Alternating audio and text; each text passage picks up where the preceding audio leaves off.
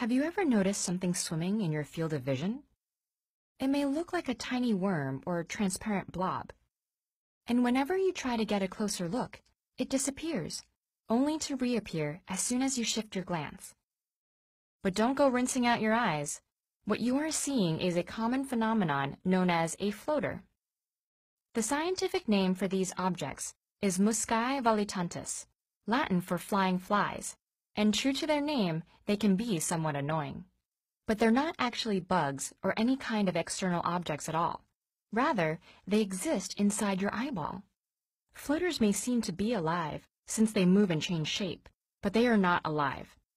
Floaters are tiny objects that cast shadows on the retina, the light-sensitive tissue at the back of your eye.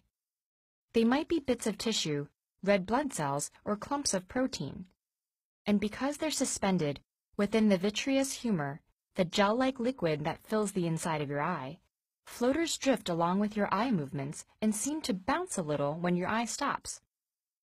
Floaters may be only barely distinguishable most of the time.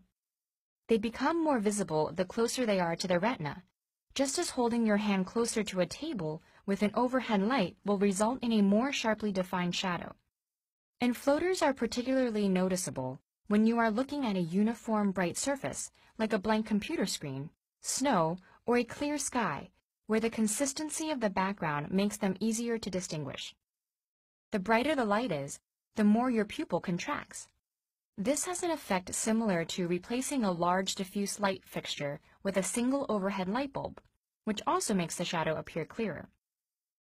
There is another visual phenomenon that looks similar to floaters, but is in fact unrelated.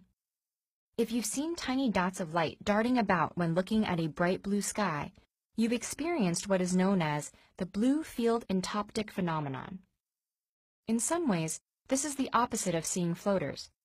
Here you are not seeing shadows, but little moving windows letting light through to your retina. The windows are actually caused by white blood cells moving through the capillaries along your retina surface. These leukocytes can be so large that they nearly fill a capillary, causing a plasma space to open up in front of them. Because the space and the white blood cells are both more transparent to blue light than the red blood cells normally present in capillaries, we see a moving dot of light wherever this happens, following the paths of your capillaries and moving in time with your pulse. Under ideal viewing conditions, you might even see what looks like a dark tail following the dot. This is the red blood cells that have bunched up behind the leukocyte. Some science museums have an exhibit which consists of a screen of blue light, allowing you to see these blue sky sprites much more clearly than you normally would. While everybody's eyes experience these sort of effects, the number and type vary greatly. In the case of floaters, they often go unnoticed as our brain learns to ignore them.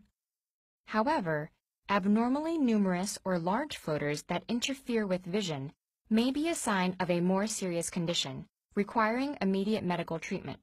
But the majority of the time, entoptic phenomena, such as floaters and blue sky sprites, are just a gentle reminder that what we think we see depends just as much on our biology and minds as it does on the external world.